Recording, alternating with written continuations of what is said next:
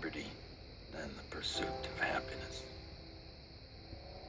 The government they formed would serve to secure those rights. But when corporations or other specialized groups of men become more powerful than those who govern, our security is at stake. Thomas Jefferson wrote about unchecked power of the corporation being a threat to the democracy and the banks.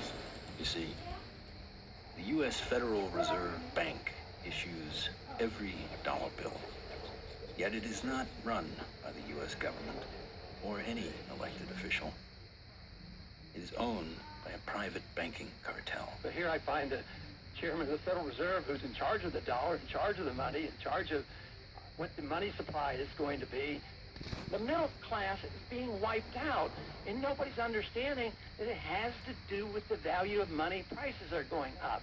So how are you able to defend this policy of deliberate depreciation of our money? A lot of it depends on what happens to the price of oil. The four horsemen, or families of banking, who own and run the Federal Reserve, also run the four largest oil companies. Oil is also used to make and run machinery and current mechanical technology.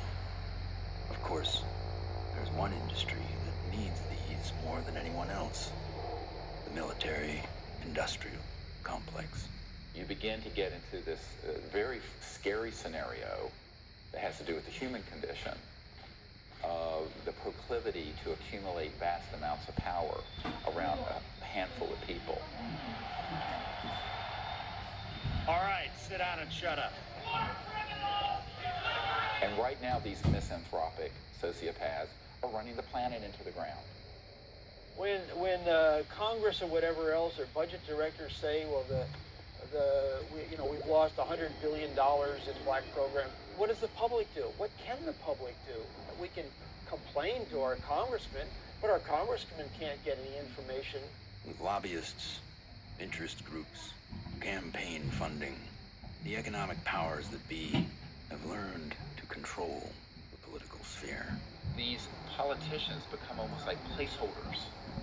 And they don't realize that until they get into the White House or into the Senate Intelligence Committee.